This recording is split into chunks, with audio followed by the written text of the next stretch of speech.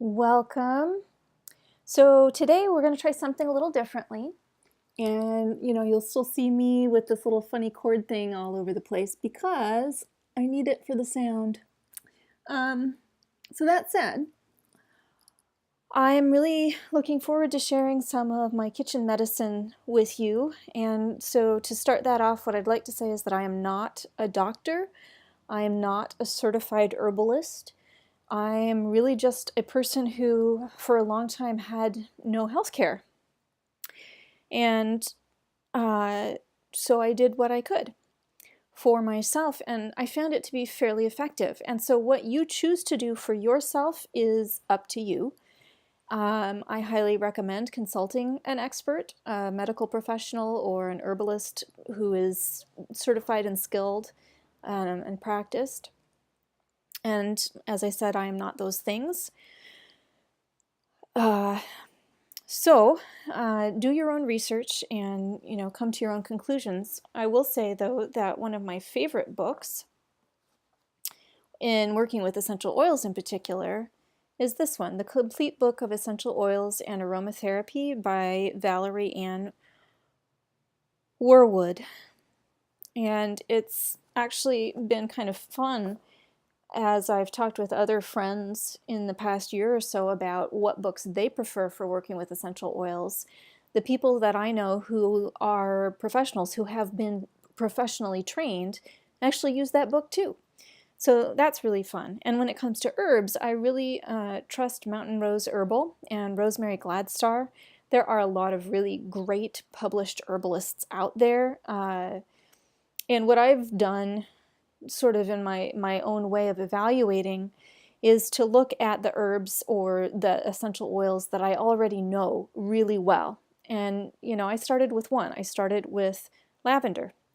And it's probably the only one that I didn't pull out of my box here. Yeah.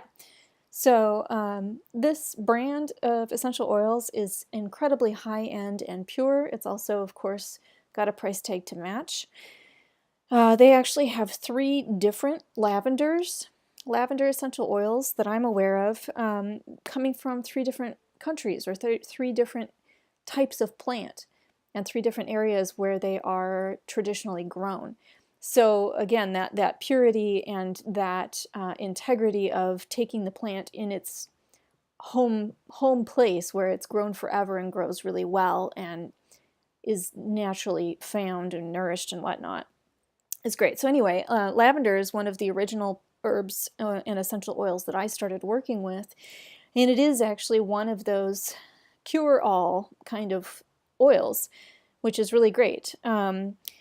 Now, keep in mind that I am super sensitive. My skin does not tolerate much of anything that's not just, clean organic cotton. So, for example, I use a wooden cutting board. Quite often, if I'm going to be using a metal spoon or a knife for any length of time, I'll actually wear a cotton glove to protect my hands. And you can see this one I've actually modified for working on the computer so that I can scroll, which is how my mouse works, that sort of thing. But it still protects the parts of my hands that are the most likely to have a breakout. So anyway, lavender, I had a different kind of lavender. I had a doTERRA lavender at one point, which is really popular and really well known, and I hear very good things about their testing and purity. But I will say that the doTERRA lavender raised red welts on my arm when I tried it. This is the rosemary, which I love. So I cannot use that particular lavender directly on my skin. So I'm actually really careful now with all essential oils to cut them down with either water or another oil, a carrier oil like olive oil, for example, or almond oil, or or apricot oil. I would suggest apricot oil. You can use avocado oil. You can use olive oil, you can use sesame oil. Jojoba is used quite a bit. My understanding from my book was that jojoba can be a little drying or irritating for some people, so So for example, I think this is the rose. Yes, rose is actually almost always found as something that has already been added to. You don't just have pure rose essential oil. It's 10% rose, and the rest of it, I believe, is jojoba or jojoba, you know, that one.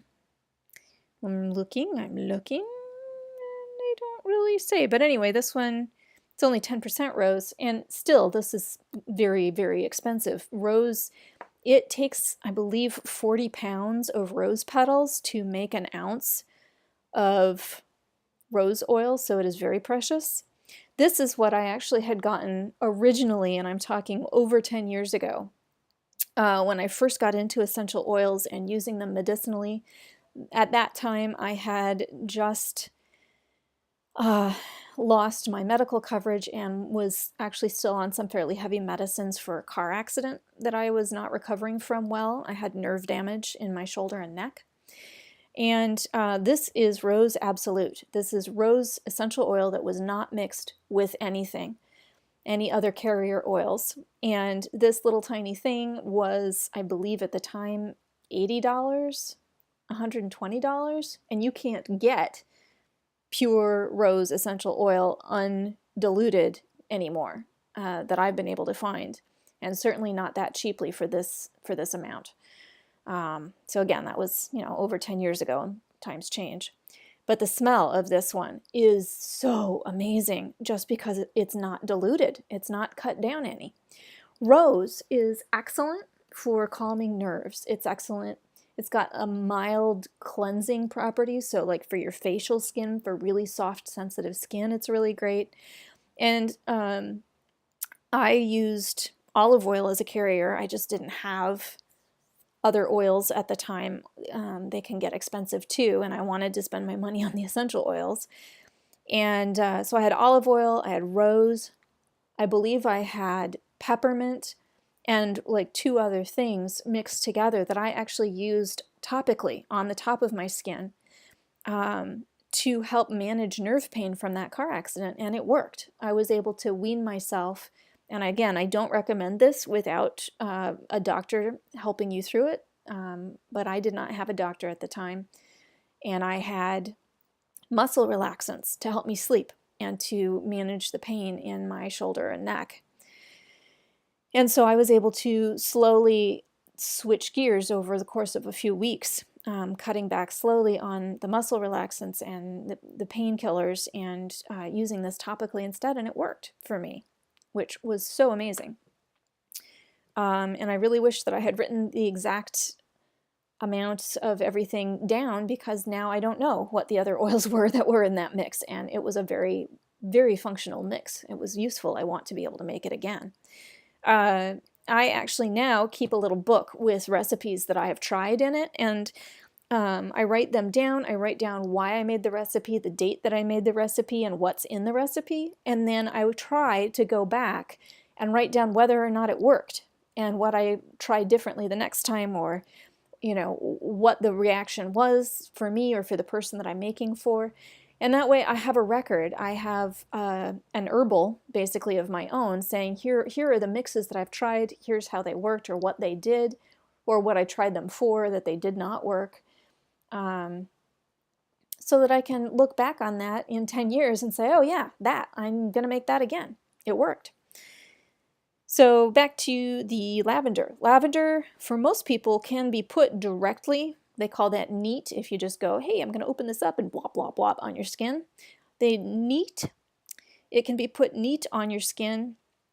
If you want to cut it down, what I do these days is I put water in a container, plastic or glass container, and I'll put water, and then I'll just put, 5 or 10 drops of lavender in that, mix it all together, and then use that on whatever, I need to use it on. And that works for me. So, for example, I have bazillions of these little spray bottles. You can actually buy the bottles at a lot of stores, or you can go to the online stores that sell the bottles in bulk, and they're much cheaper that way, and you can get as much as you want, and the types that you want, and then you can start playing. Because they're actually kind of hard to clean out. You can, they're glass, so you certainly can clean them out. But I tend to use, once this bottle, for example, says heavy duty cleaning spray, rinse after use. So this, I'm probably never going to put like a gentle facial mix into this one, just because of the intensity of the oils that are in there and have been in there for so long. It's really hard to get them off completely. And I'm super sensitive. So, but having a bunch of those means you can start playing and mixing and kind of making your own alchemy with them and see what they do. So, lavender. You can put it on bug bites. You can use it all over your skin to prevent bug bites. Most mosquitoes and biting creatures do not like lavender and will turn away. I actually tested this theory out. I had a container like this, again, with olive oil in it and a whole lot of lavender drops, and shook that up and actually applied that mix onto my skin before I put my sunscreen on twice a day or 3 times a day. And that was my bug spray in Mexico for a week, and I did not get bitten except for the one morning when I forgot to put it on. So you can also, lavender is well known as something that speeds the healing process in the skin, and it works really well on burns. It actually stops the burning that continues sometimes within the skin even after you have a really hot spoon, you burn yourself, ow, and the burning continues to happen for a little while. You can actually put this on there and it'll stop the burning, and it will also speed the healing process. You can put it, again, on scratches and things like that. It will hurt a bit if you put it on an open wound, and it is not recommended for an open wound, but it has a cleaning property to it. And in fact, it's also one of the ingredients in my heavy-duty cleaning spray. And in fact, normally what I would like to be doing is just writing on the bottle itself, or I have a whole bunch of reusable labels that you're supposed to be able to, use the special eraser and clean off the label and then write something new on there. And the problem with that for me is that anytime you get lavender essential oil in something, it rinses permanent marker away, even in a diluted form. Even when you've added a bunch of water to the oil, or added just a little bit of oil to the water that you have in a container, and if that spills, no more label. So I end up using these paper labels, and they still, you can see, oh well, can you see? It still is just watermarks and fading away and stuff because it's a cleaner.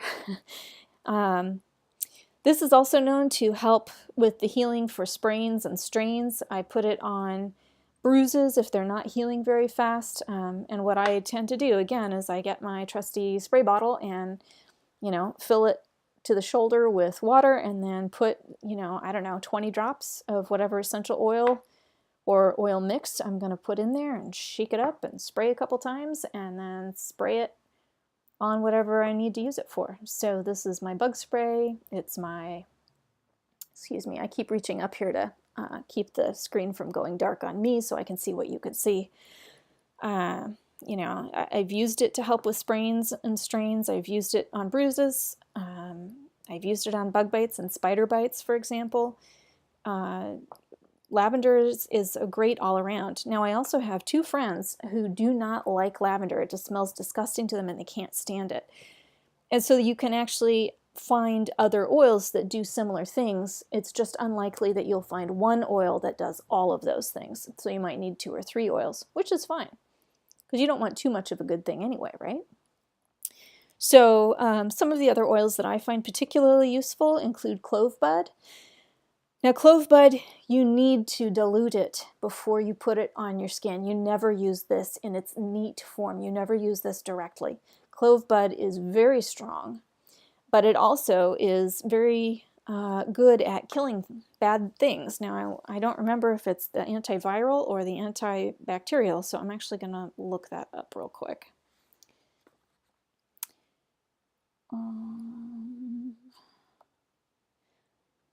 Here we go. Clove is an antibacterial, antiseptic, and analgesic, and is a good oil for the prevention of disease and infection. So in fact, if I've been around a whole bunch of people that are coughing and sneezing and clearly still contagious on some level, I will put clove bud oil either in a candle diffuser or in another handy dandy spray bottle with water and spray it all over the place just to clean the air and clear the air. And as I'm inhaling, small amounts of that just because it's in the air around me, I'm treating myself medicinally on a certain level. So again, be careful. You certainly do not want any of these in your eyes, in your nose. Be careful. Don't eat them, again, unless you know what you're doing or are working with an expert. So,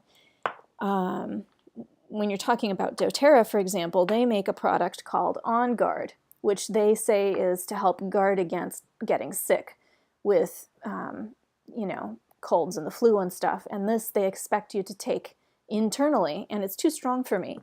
But it has clove as one of its main ingredients, along with a bunch of other really great ones. So this also, because it is an antibacterial and antiseptic, I put it in my heavy-duty cleaning spray. Which is great. It's great for cleaning. And also, as an added benefit, clove is one of those things that is used to deter or prevent fleas. So if you have one of those natural flea sprays, it may actually have a bunch of clove oil in it. And usually the thing that's paired with is peppermint oil. And also peppermint oil supposedly is a great deterrent for keeping ants out of your house. I actually overdosed severely on peppermint oil one year that I was living in an apartment, and I just kept getting ants. They were on the ceiling, they were on the walls, they were everywhere. And so I was spraying peppermint oil everywhere multiple times a day, trying to kill the trails with it and everything else. And it was too much. So I actually now do not particularly like peppermint oil or anything that has a lot of peppermint flavoring in it. For the most part, I'm getting better about it. It's been, 9 years or so since I did that, but I definitely overdosed just by being around it and smelling it and using it so frequently and so intensively for a couple of weeks in my home. So that's clove and peppermint. Peppermint is also cooling. It helps with digestion, nausea. It also is a great one for calming, again. So like nerve tension or nerve pain or headaches and that kind of thing. You can smell peppermint oil or add it to a carrier oil and see what that does for you. Lemongrass. This would be another great one to bring up right now. This brand also is one of my faves. They're very high quality again. They're very pure, and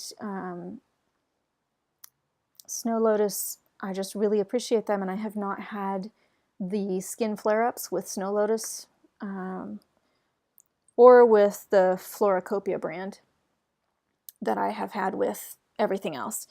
Now, what I used to get, and I still have some of, is just kind of what you find in the grocery store. If you go to a high-end grocery store, like the Essential Oil Company, they're actually, I believe, local to the Pacific Northwest, or the Now brand. But when you read the label, what you find is that a lot of these use a chemical extraction process.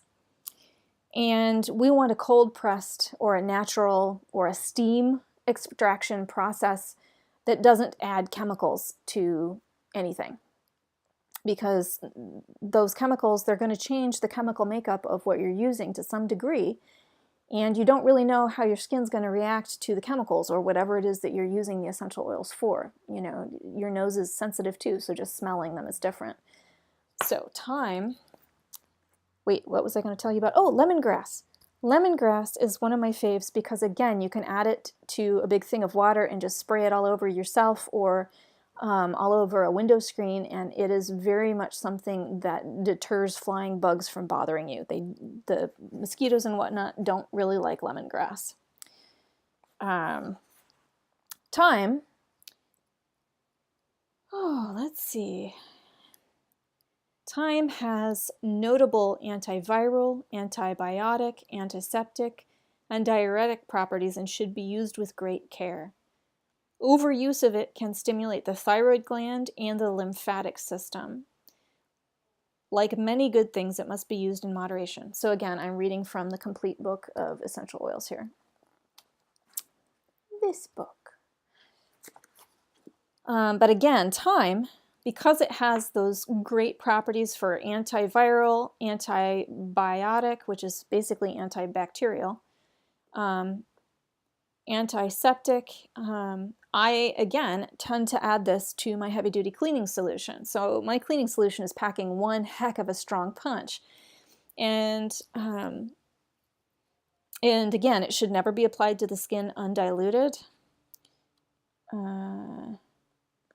When the flu is around, it is a wonderful oil to have on the diffuser in the room. And a diffuser is basically, again, a way of making steam out of this so that it's in the air.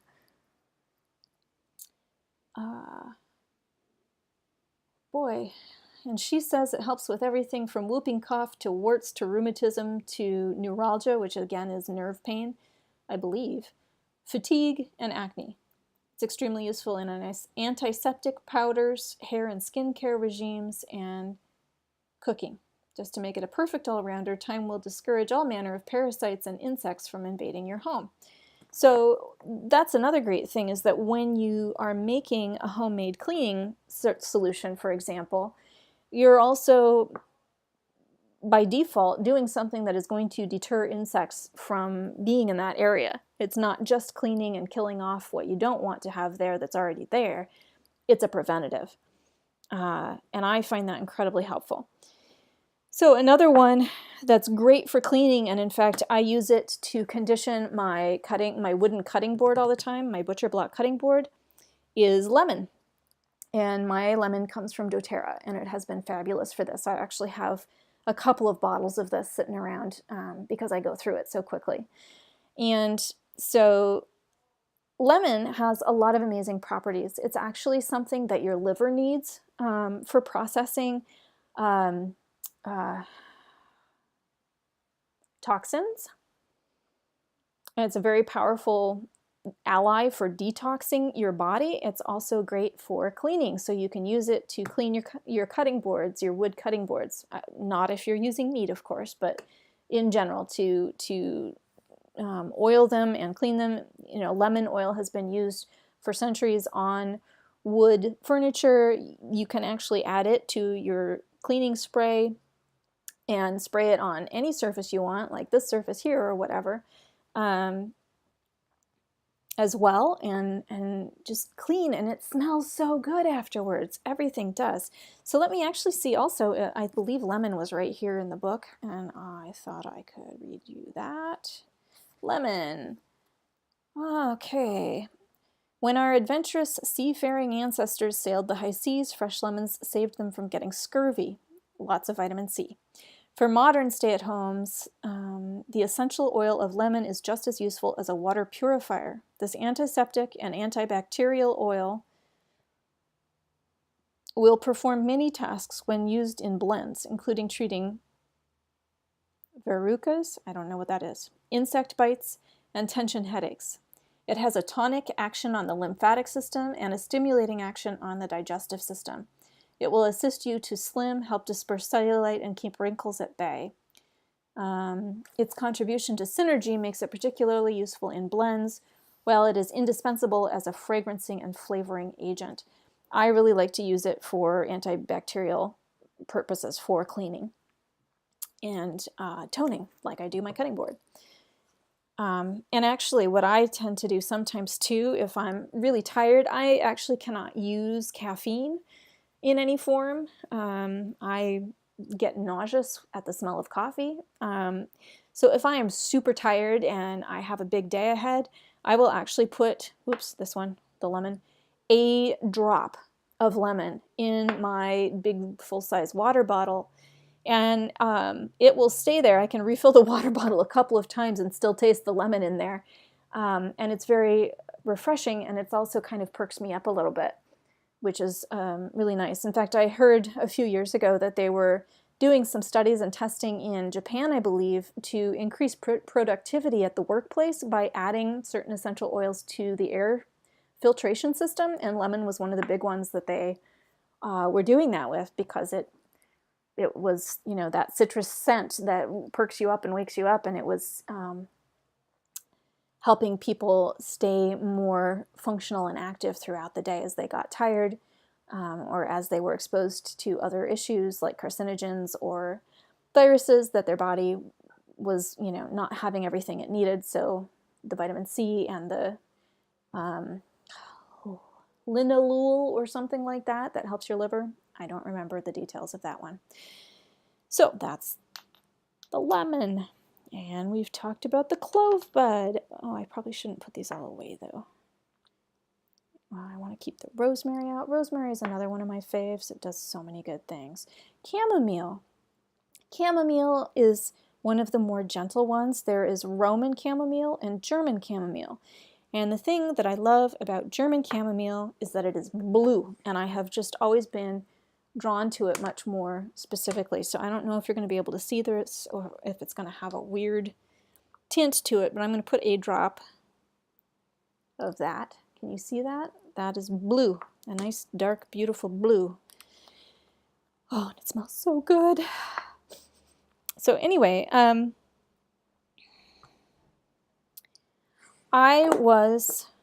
think I mentioned this actually on another video that I recently made.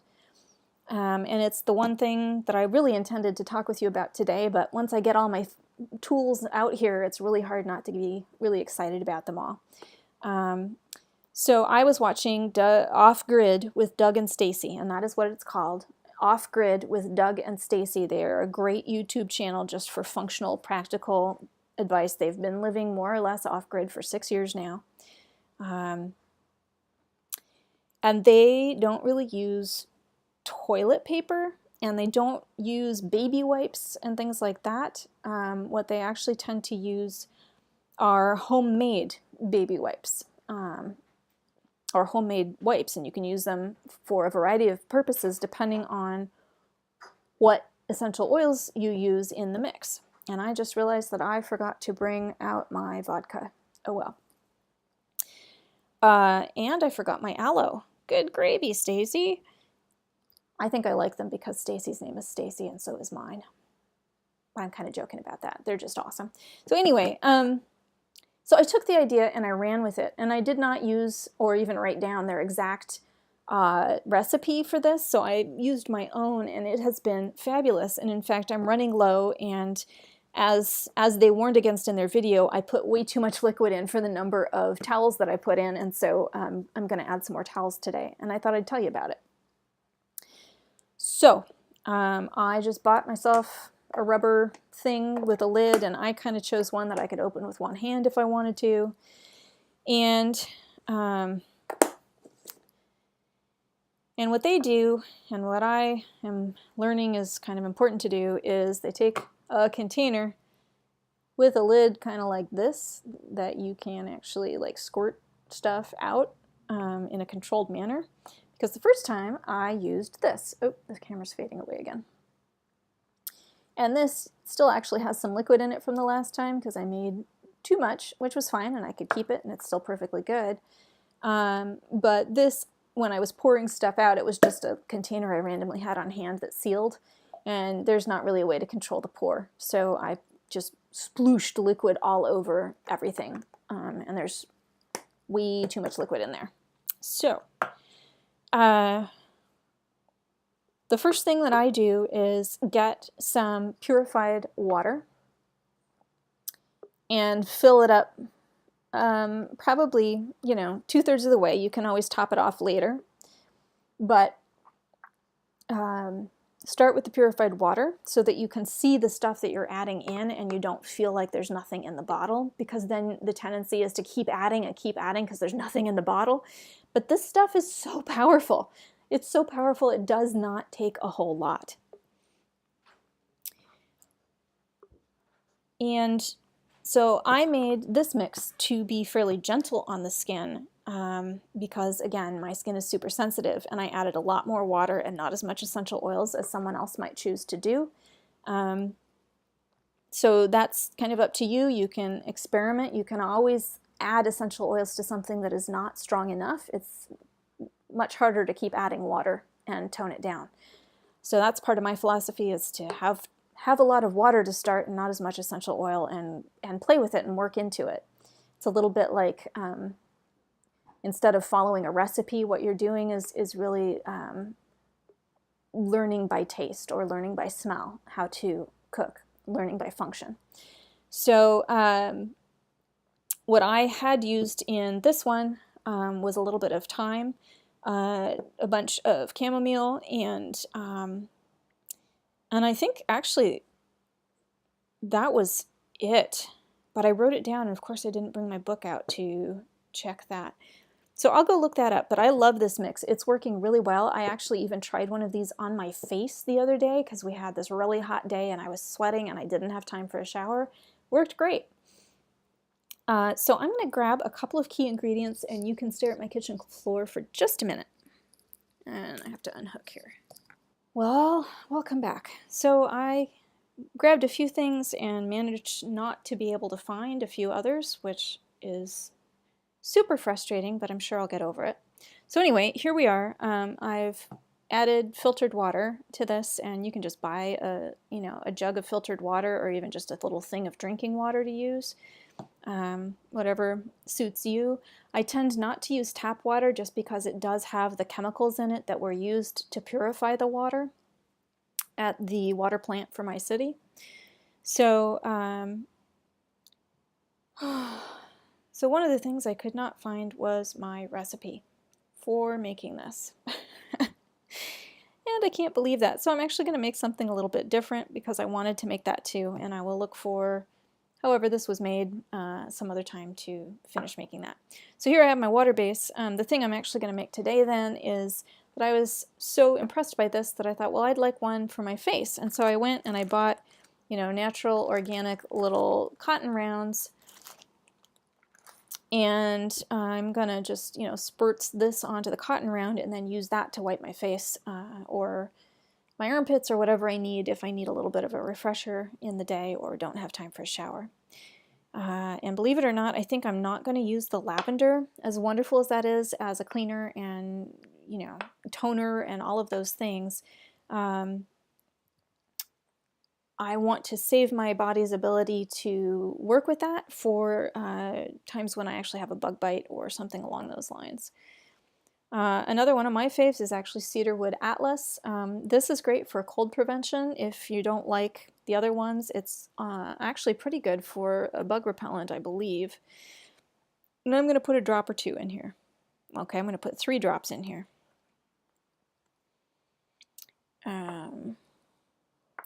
What else? And I think I'm actually going to put some of the rose in here because it is for my face. Ooh, I'm going to check in actually because I have neroli.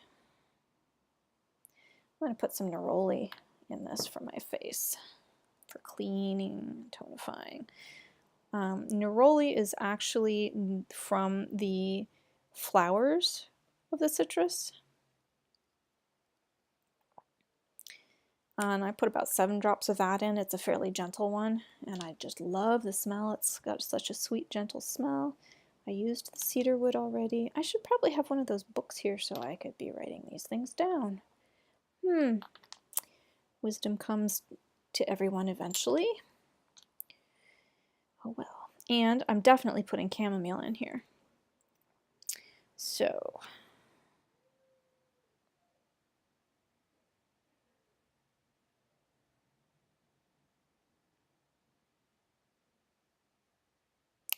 and I put 8 drops of that in. Kind of organizing as I go. I'm not putting thyme in there because this is for my face. That's actually probably plenty. There's another clove bud. Oh, I might put just a drop of rosemary. Okay, 2 drops. That's one of the challenges, is that sometimes it's kind of hard to control how many drops. So again, I'd rather plan not to put very many oils in here and then not be overwhelmed. So you can see here sort of somewhat that there's actually a line of what I've added to the water. It's not a whole lot. Can you even see that? Yeah, there. But it's pretty powerful. So every time you're about to use this, you're going to shake it up so that it actually does get mixed with the water. And I'm going to add some aloe, and I love aloe.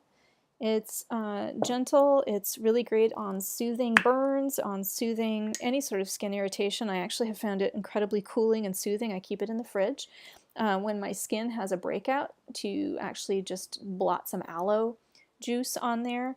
Now this is pure aloe juice, which is good, and I'm not so worried about how much, so I'm going to go ahead and pour straight in. That's probably good. So probably, I don't know, a tablespoon worth of aloe that I've added in. And I hear somebody's phone going off in the background. Hopefully you can hear that. Now I have a choice, and I actually didn't grab this, so I'm going to add it in later. But witch hazel. I could be putting some witch hazel in here, which is, again, a natural astringent, and that might be great for my face, for cleaning and whatnot, or I just have some straight up Everclear.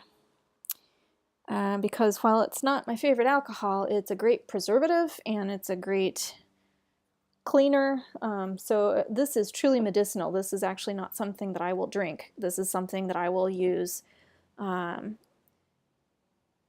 to preserve a mix, or to, you know, I've got a little bit more than I intended to in here, or if I'm going to make like a tincture, you put the herbs in a glass container with vodka, or with, you can do it with water, but it's dangerous because that's a great medium for bacteria and mold and things to grow. You can do it with oil, and again, you have to be pretty careful how you handle it then, because the oil plus the herbs are a great medium for bacteria and mold and things like that. The vodka basically kills off all that stuff. And I learned my lesson the last time with these things, that the vodka comes out faster, and I can't tell how much, so I'm actually going to use a little pour spoon. That's probably not the best one, but it's the one I have, so that's what I'm going to use. Because I just don't really want that much. That's actually how much I'm going to use here. It's not that big of a spoon. Let's see if I can get it in here safely. There, that worked. And you know, the more of the not water that you have in here, the more you might want vodka as a cleaner and a preservative and sort of a safety measure, especially if you're working with, real herbs, raw herbs, dried herbs, that sort of thing. Close my lid. These I rinsed out with hot water and let them dry completely before this happened, so that those are clean. Or fairly clean. I'm kind of relying on the vodka in place of soap. And I'm going to shake this. And you can see it actually just bubbled up a little tiny bit and then calmed down. And natural cleaners, they don't have suds, the soap suds and things like that in them. In fact, I had spent a whole bunch of money on this cleaning stuff that was completely organic. Ultra concentrated organic with a fresh citrus scent, and what it has in it, I won't read everything, but it's basically organic alcohol, and then sweet orange oil and lemon oil, and berry saponins, which are supposed to be probably what will make it suds up. There's a few other things in here, but really what's supposed to be the cleaning solution here is the lemon oil and the orange oil. And I was so excited about this, and it's expensive, and it's probably great for a lot of people. It's a dish liquid, but It doesn't smell right to me. It actually smells like it's gone bad, like the fruit is rotten or something. And I didn't really see it doing an amazing job. And for the price, I wanted it to be amazing. And what I realized in the process was it doesn't have suds. It looks just like water. And so I realized that if I was going to use something that looked just like water, I could use something that I could make smell the way I wanted to, that I would know that it had cleaning power. Hi, Vader. I had a little kitty visit me. What a good boy. And that I could remake myself as often as necessary for much less money per container, at least. I mean, this was a heck of an investment long ago and far away. So one of the challenges with essential oils is that for the greatest purity, you need to use them within a year. And I definitely have not stuck to that because I can't afford to replace my essential oils every year. And so while I'm aware that the effectiveness medicinally has maybe gone down, I'm not a practicing naturopath or physician or even a practicing smell therapist. What are those people called? Well, I can't remember. So I'm not going to worry about it as long as they still seem to be working for me, for my purposes. So here I have a facial cleanser and just sort of a refreshing mix that I can use on any part of my skin that I need to, that will do a little bit of cleaning and definitely make me feel refreshed and will smell divine, and probably has a lot of other properties to it that are going to benefit me health-wise in general. And it's got a control top lid, so I can just squirt however much I want on one of these things and go. So here's that. And I try and keep these clean because, part of the benefit of buying stuff like that in that kind of a container is that supposedly it is clean, it is safe, it does not have any sort of exposure to viruses or bacteria. So you can see I squirted a bunch on here, and I'm actually going to juice it into this because it won't matter. There's a lot. So I used way too much, and I juiced it out a little bit here, so now that's about perfect. I'm actually going to use it on my face right now because, oh my gosh, it's been a day. We went and watched a movie, Guardians of the Galaxy 2, which was a blast and really great, and if you go watch it, stay until the lights come on at the end because there are so many added bits that happen in the credits or during the credits. We didn't want to miss them. They were fun. They were good. I'm just wiping my face. Oh my god, it smells so good. All right. So, wow, I had a lot of dust on my face. I don't even know if you can see that, but that's a lot of dust.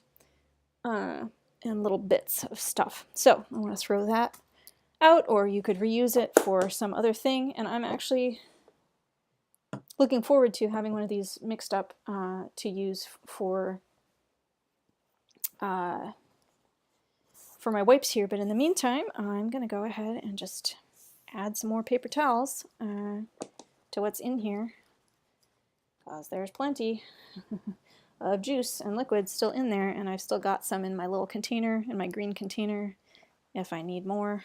And I'm not worried about making a whole lot of these at a time, because I have the power to make more or add more anytime I want without having to go to the store. And that is a lot of freedom as far as self-care and taking care of my family goes. And I wouldn't hesitate to use these. I mean, they work on me. They're safe on me. I wouldn't hesitate to use them for a child as well. Again, I might avoid their hands just in case they were going to put their hands near their eyes. So let's see here. You know what I'm going to do is take all of these out and turn it upside down so that I use the older ones first, and so that water goes, because what I was doing, just like I did with the cotton swab, is I ended up, let's see here, doing this backwards takes practice. I ended up having to wring these out too every time I was going to use one of these to wipe up myself. And so these I keep in the bathroom actually right now, and I am still using toilet paper, but I'm on a lot of supplements right now and trying foods that I haven't eaten in a very long time, and I like Mexican food, and I like garlicky foods like Italian, and all those things. So it's kind of nice to have something around to make sure that I am clean after I have used the bathroom, so that I can feel happy and comfortable about that.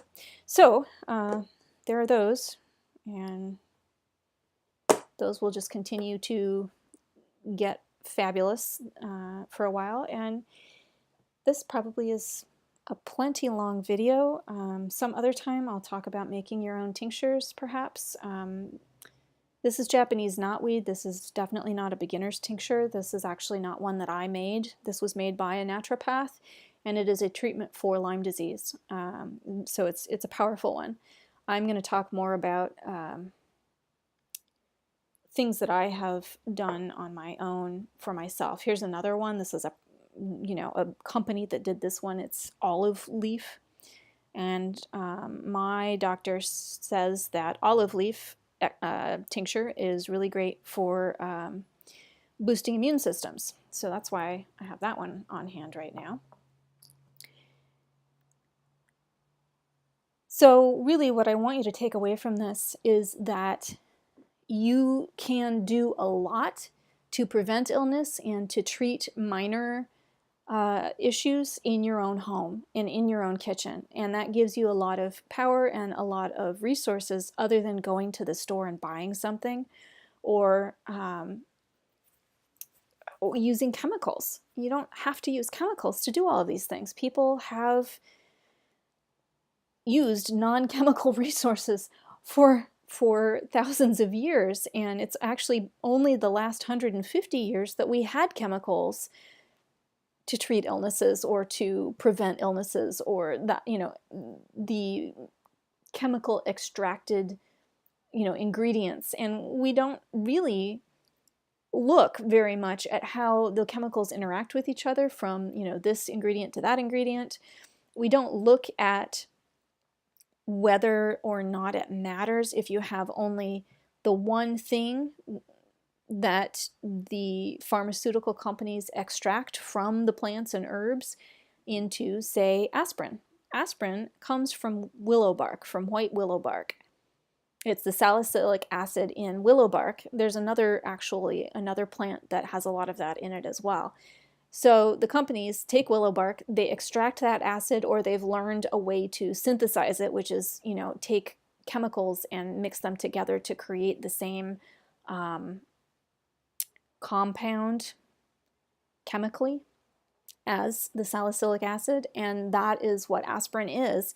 And we don't necessarily know if it would be better to have all of the constituents, all of the chemicals and pieces that are found naturally in that willow bark to help treat pain and fever and whatnot, than it is to just have the one that we know does that piece of things. Because quite often there's a balance in place with an herb or with a plant or with a natural medicine that takes care of challenges in the body that we don't even know might happen if we only used that one constituent, the salicylic acid, for example, or that one extract, as opposed to using the whole plant or the whole extract that are naturally occurring. And it's also interesting too, people don't necessarily explore or talk about the difference between having all of the liquid components of an herb versus only having the dried herb where all of the liquid has been removed.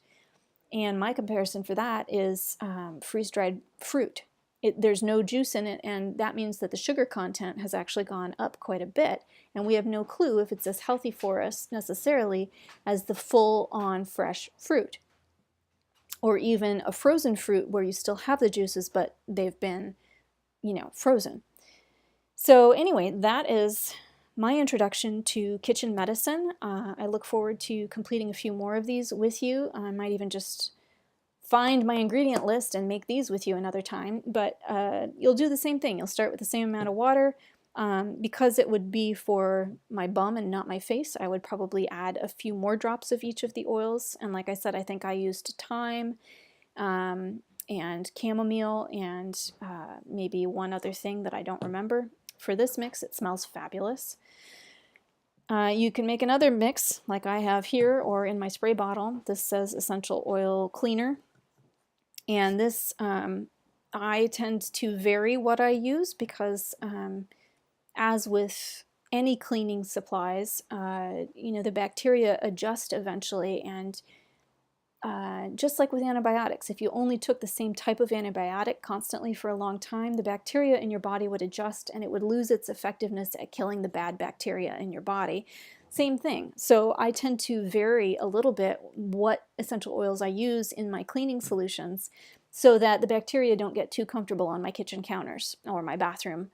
On my toilet, for example, I use these to clean up cat shit on the floor when that happens, unfortunately. You know, a lot of great uses, and I trust it. And it does not make me sick when I smell it the way that most store-bought cleaners do. And it doesn't, you know, I still have to be careful with my skin because these are strong. These have a much stronger mix than either of these do because this is used for cleaning. It's not supposed to come into contact with my skin for a length of time or in large amounts. So I might use gloves, or definitely I rinse my hands very carefully in cool water for a few minutes after I use this on something. This is heavy duty cleaning. I might use thyme oils, you know, like 10, 15 drops. I might use clove oil. I might, even if I'm desperate, I might put tea tree oil in, but that is very dangerous, so I tend not to use it very much. It's very irritating. I might put lavender oil in here. I might put lemon oil in here. Rosemary is another great cleaner that I might put in here. And so what I try to do is make sure that I at least have something that covers bacteria and viruses, and I call it good. And then if you have something that needs scrubbing, you can use salt to scrub something off of a surface, or you can use a scraper, or you can actually use baking soda. And baking soda and vinegar are opposite. Oh, I put vinegar in these sometimes too, actually. I tend to use the clear white vinegar for cleaning purposes and unclogging drains. You can use baking soda and you just pour it down there and then add vinegar and it bubbles up. And has a chemical reaction, so again, be careful. You don't want those two on you at the same time, the vinegar and the baking soda. But you can use baking soda as a gentle scrubber. And then if I'm actually making something for my skin, I use apple cider vinegar on my skin constantly. It reduces itching, it kills bad bacteria without killing the good bacteria that your body needs to repurpose. To heal. There's a cat yowling. I think I have to go here. Just so many resources and options. It's really, really fabulous what you can do with your own supplies in your own home. Kitchen Medicine, Volume 1. Love you guys. Look forward to continuing our conversation again soon. Be well.